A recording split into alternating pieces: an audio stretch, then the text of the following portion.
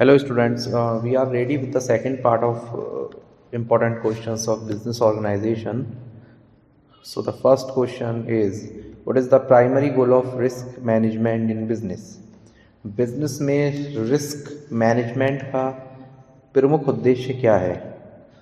So it's answer is B, to minimise और mitigate risk. Risk management का primary goal होता है हम रिस्क को मिनिमाइज करें या मिटिगेट करें। मिनिमाइज करने का मतलब होता है कि रिस्क को होने ही ना दें, यानी रिस्क होने की संभावना को कम से कम करें।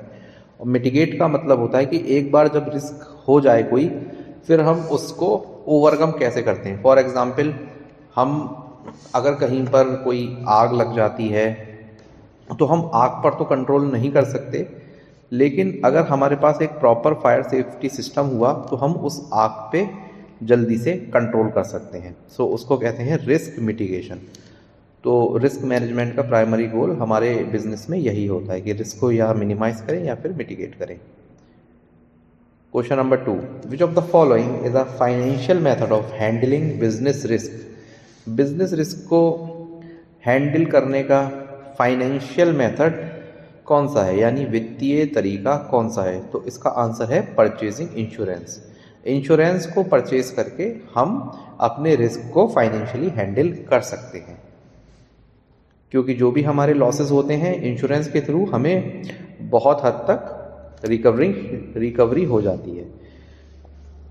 Question number 3,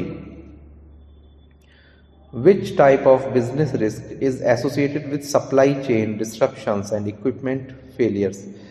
supply chain disruptions and equipment failures की वजह से जो रिस्क होता है उसको हम क्या कहते हैं? So it's answer is C, operational risk. इस तरह के रिस्क को हम ऑपरेशनल रिस्क कहते हैं बिजनेस में। Question number 4, what is the common cause of business combinations?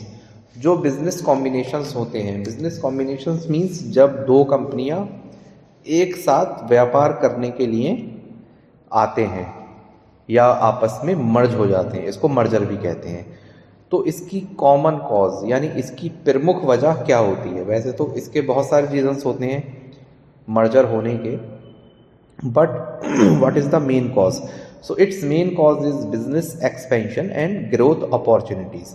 दो कंपनियां साथ आने को इसलिए तैयार होते हैं ताकि वो अपने बिजनेस को एक्सपेंड कर सकें, क्योंकि जब दो कंपनियां साथ में आते हैं तो वो दोनों ही अपना अपना कैपिटल लेके आते हैं। तो इस तरह से कैपिटल, और फिर जब दोनों मिलके एक कंपनी बनते हैं तो उस कंपनी की कैपिटल ज़्यादा होती है। फॉर एग्जांपल, मान लीजिए दो कंपनीज हैं ए एंड बी, दोनों की कैपिटल 50-50 लैक्स है।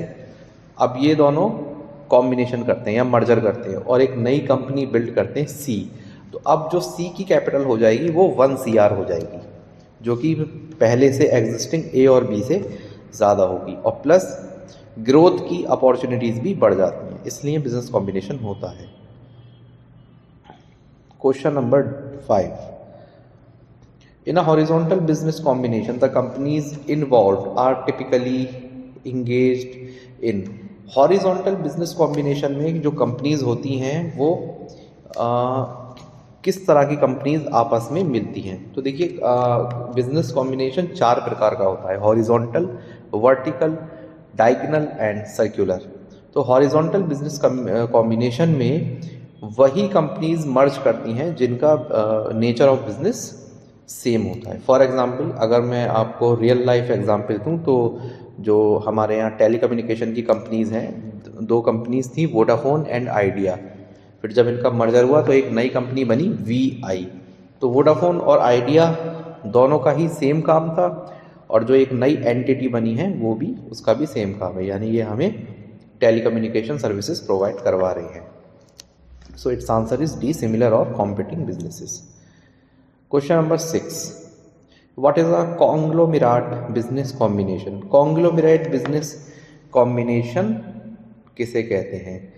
So it's answer is B, a combination of unrelated businesses. Conglomerate business combination वो होता है जिसमें बहुत सारी कंपनियां जो अलग अलग काम करती हैं लेकिन आपस में वो एक ही ऑर्गेनाइजेशन के नीचे काम कर रही होती हैं। इसका बेस्ट एग्जांपल है टाटा। टाटा ग्रुप लगभग हर सेक्टर में इंडिया में अपना काम कर रहा है, जैसे कि टाटा स्टील है, टाटा टी आती है, टाटा नमक आता है, टाटा गोल्ड में भी है, जो तनिष्क ब्रांड है वो भी टाटा की है। इसके अलावा टाटा एयरलाइंस में भी है। इस तरह से टाटा विभिन्न प्रकार के बिजनेसेस में इन्वॉल्व है और ये सारी ही ब्रांड्स टाटा के नेम के अंडर में काम कर रही हैं। सो इस तरह के बिजनेस कॉम्बिनेशन को हम कॉन्ग्लोमेरेट बिजनेस कॉम्बिनेशन कहते हैं। Question number 7, in a merger what happens to the original companies. जब मर्जर होता है तो वो जो ओरिजिनल कंपनीज होती हैं उनका क्या होता है। जैसे कि अभी मैंने एग्जांपल दिया, जब वोडाफोन और आइडिया का मर्जर हुआ तो एक नई कंपनी बनी VI, लेकिन जो एग्जिस्टिंग कंपनीज थी मींस वोडाफोन और आइडिया, उनका क्या हुआ।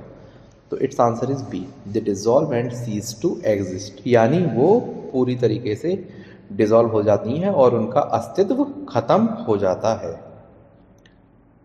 Question number 8, what is the primary benefit of a strategic alliance in a business combination. Business combination में अगर कोई स्ट्रेटेजिक अलायंस होता है तो उसका प्रमुख बेनिफिट यानी उसका प्रमुख लाभ क्या है, क्यों स्ट्रेटेजिक अलायंस किए जाते हैं। स्ट्रेटेजिक अलायंस होने का मतलब है बहुत ही सोच समझ के और रणनीतिक तरीके से किया गया business combination. So it's answer is B, shared resources, knowledge and risk. इन चीज़ों को शेयर करने की वजह से स्ट्रेटेजिक अलायंस किया जाता है। रिसोर्सेज, जैसा आपको पता होगा कंपनीज में बहुत सारे रिसोर्सेज होते हैं, फाइनेंशियल रिसोर्सेज हैं, ह्यूमन रिसोर्सेज हैं, इसी तरह नॉलेज। दोनों ही कंपनीज में अपने अपने नॉलेजफुल स्किलफुल लोग होते हैं तो वो भी एक साथ काम करते हैं और रिस्क भी शेयर हो जाता है, जिसकी वजह से स्ट्रेटेजिक अलायंस किया जाता है। तो its answer is B, shared resources, knowledge and risk. Question number 9, what is the common problem faced by a small businesses. जो स्मॉल बिजनेस हैं, छोटा व्यापार है, इनको कॉमन प्रॉब्लम क्या फेस करनी पड़ रही है। So it's answer is limited access to capital and resource. Capital के प्रति इनका जो एक्सेस है वो थोड़ा सा कम है, क्योंकि स्मॉल बिजनेसेस में बेसिकली एंटरप्रेन्योर्स होते हैं और इन लोगों के पास कैपिटल की कमी होती है। बैंक भी इनको एक लिमिट तक ही लोन प्रोवाइड करवा पाते हैं और कोई प्राइवेट इन्वेस्टर भी इसमें ज़्यादा इंटरेस्ट नहीं दिखाता, जिसकी वजह से इनके पास कैपिटल की कमी है, जिसकी वजह से इनको टेक्नोलॉजिकल एक्सेस भी थोड़ा कम है और लेबर भी इनकी थोड़ी सी अनस्किलफुल होती है। So D, limited access to capital and resource is the main problem faces by a small businesses. Question number 10, in a developing economy what role does small business play in poverty alleviation। एक developing economy में यानी एक विकासशील अर्थव्यवस्था में छोटे व्यापार गरीबी को दूर करने के लिए क्या रोल अदा कर रहे हैं। So it's answer is C, it helps in reducing poverty by creating jobs and income opportunities. ये बहुत हद तक जॉब्स को क्रिएट कर रहे हैं, जिससे कि जो अनस्किलफुल लोग हैं, जिनके पास कोई प्रॉपर एजुकेशन नहीं है और जो कॉरपोरेट में काम नहीं कर सकते, उनको काम मिल रहा है और बहुत हद तक उनको अपनी गरीबी दूर करने का मौका मिल रहा है। So C is the right answer. Question number 11, what is the significance of small businesses in fostering entrepreneurship. Entrepreneurship को बढ़ाने में स्मॉल बिजनेसेस की क्या सिग्निफिकेंस है। So it's answer is B, they provide a platform for individuals to pursue entrepreneurial ventures. ये एक platform अदा करते हैं ऐसे लोगों को जो अपनी एंटरप्रेन्योरशिप स्किल्स को शो करना चाहते हैं, यानी जिनके पास कोई आइडिया है। अब क्योंकि कोई बहुत बड़ा अगर काम करेंगे तो उसके लिए ज़्यादा कैपिटल की ज़रूरत होगी, तो वो करना शायद पॉसिबल नहीं होगा, इसलिए स्मॉल बिजनेस में छोटे लेवल पे कोई भी इंडिविजुअल अपना हुनर दिखा सकता है। Question number 12, what does the term public sector refer to?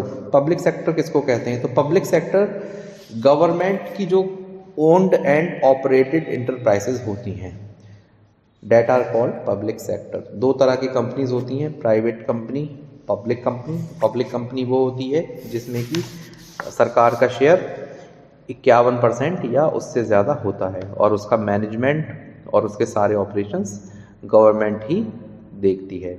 दो तरह के पब्लिक कंपनीज हो सकती है, या तो स्टेट पब्लिक कंपनीज जो कि राज्य सरकारों की होती हैं, या फिर PSUs जो कि सेंट्रल गवर्नमेंट की होती हैं। Question number 13, what is the main objective of public sector enterprises? ये जो पब्लिक सेक्टर एंटरप्राइजेस होते हैं, सरकारी कंपनियां, इनका प्रमुख उद्देश्य क्या होता है? A, maximising share holder wealth, B, providing public goods and services, C, competing with private sector business, या D, generating profit for shareholders. So its correct answer is B. इनका प्रमुख उद्देश्य होता है लोगों को गुड्स एंड सर्विसेज सस्ते रेटों पर अवेलेबल करवाना, जैसे कि government schools, colleges, government medical colleges और इस तरह की अन्य कई सुविधाएं। Question number 14, what does SME stand for in context of business? SME की फुल फॉर्म क्या होती है बिजनेस के कंटेक्स्ट में? So as you all know, its full form is small and medium enterprises, SME। Its answer is B. Actual में ये term MSME होती है, micro small and medium enterprises, but आपके सिलेबस में सिर्फ SMEs ही include किया गया है। Question number 15, what is the primary objective of business? Business का प्रमुख उद्देश्य क्या है? तो बिजनेस का प्रमुख उद्देश्य है maximising share holder wealth, means business का जो भी हिस्सेदार है उसकी वेल्थ में इजाफा करना, उसकी वेल्थ में बढ़ोतरी करना, ये बिजनेस का प्रमुख उद्देश्य है। और ये कैसे किया जा सकता है? ये किया जा सकता है प्रॉफिट अर्न करके। Question number 16, which of the following is an example of an external environment that affect a business?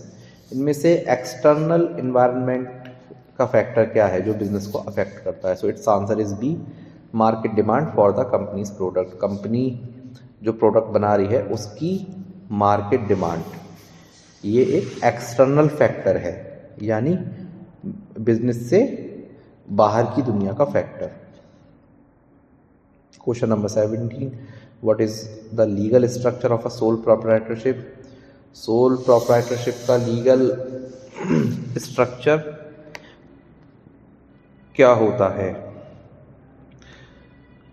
तो its answer is C, the owner and the business are considered the same legal entity. Owner और business दोनों को ही same entity समझा जाता है। मतलब यहाँ company की तरह नहीं है, क्योंकि कंपनी की अपनी एक सेपरेट लीगल एंटिटी होती है उसके ओनर्स से अलग, लेकिन सोल प्रोप्राइटरशिप में ऐसा नहीं है। यहाँ ओनर को ही बिजनेस का सब कर्ता धर्ता समझा जाता है। Question number 18, in a partnership firm how are profit and losses typically shared among partners? एक पार्टनरशिप फर्म में लाभ और हानि पार्टनर्स के बीच किस तरह बांटे जाते हैं? So it's answer is C, according to the capital invested by each partner. हर पार्टनर ने जितनी कैपिटल लगाई होती है उसी रेशियो में प्रॉफिट एंड लॉसेस बांटे जाते हैं। यानी अगर मान लीजिए कोई दो पार्टनर हैं 50-50% के, तो वो प्रॉफिट्स में भी 50-50% के पार्टनर होंगे और लॉसेस भी वो 50-50% बियर करेंगे। Question number 19, what is the key characteristic of a joint stock company? Joint stock company की इनमें से प्रमुख विशेषता क्या है? So it's answer is a limited liability for the share holders. Share holders की जो लाइबिलिटी होती है वो लिमिटेड होती है, यानी जितने शेयर्स उनके पास होते हैं बस उतने तक की ही लाइबिलिटी उनकी होती है, उससे ज़्यादा नहीं होती, unlike sole proprietorship. Question number 20, which type of company is typically form to provide services to its members rather than to make profit? इनमें से कौन सी ऐसी कंपनी है जिसका प्रमुख उद्देश्य प्रॉफिट कमाने के बजाय अपने मेंबर्स को सर्विसेज प्रोवाइड कराना होता है। So it's answer is C, cooperative organisations. Cooperative organisation का पर्पस प्रॉफिट कमाना नहीं बल्कि परस्पर सहयोग करना होता है। और एक पॉइंट मैं आपको बता दूं, एक कोऑपरेटिव ऑर्गेनाइजेशन में मिनिमम 10 मेंबर्स होते हैं, यानी कोऑपरेटिव ऑर्गेनाइजेशन को बनाने के लिए कम से कम 10 मेंबर्स की आवश्यकता होती है। और इनका प्रमुख उद्देश्य होता है मेंबर्स को आपस में हेल्प करना और प्रॉफिट अर्न करना इनका सेकेंडरी मोटिव होता है। Question number 21. Which stage of forming a business involves registering the company with the appropriate government authority is? इनमें से बिजनेस की कौन सी स्टेज में हम कंपनी को रजिस्टर करा रहे होते हैं गवर्नमेंट की अथॉरिटी के साथ? So it's answer is B, establishment stage, यानी वो कंपनी की एस्टेब्लिशमेंट स्टेज होती है जहाँ पे सारा डॉक्यूमेंटेशन कराया जाता है। Question number 22. In a partnership, what is the liability of each partner for the debts and obligations of the business? Partnership form of business organisation में पार्टनर की लायबिलिटी डेब्ट्स के लिए या ऑब्लिगेशंस के लिए कितनी होती है? So it's answer is B, unlimited. तो पार्टनरशिप में भी सोल प्रोप्राइटर की तरह पार्टनर्स की लायबिलिटी अनलिमिटेड होती है। Question number 23. Cooperative societies follow the principle of? Answer is one man one vote. तो कोऑपरेटिव सोसाइटीज़ में एक तरह से डेमोक्रेटिक सिस्टम होता है। जैसे कि मैंने आपको बताया, एक कोऑपरेटिव सोसाइटी को फॉर्म करने के लिए 10 लोगों की ज़रूरत है। तो अगर कोई भी डिसीज़न बिजनेस के रिगार्डिंग लिया जाना है तो उसमें वोटिंग के थ्रू ये लोग डिसाइड कर सकते हैं, जिसमें एक व्यक्ति का वोट एक ही कंसीडर होगा। मीन्स ऐसा नहीं है कि किसी की कैपिटल ज़्यादा इन्वेस्टेड है तो वो उसकी बात का वेटेज थोड़ा ज़्यादा होगा, ऐसा नहीं है, बल्कि इसमें पूरी तरह लोकतांत्रिक तरीका है। Question number 24. In a joint stock company the board of directors is elected by?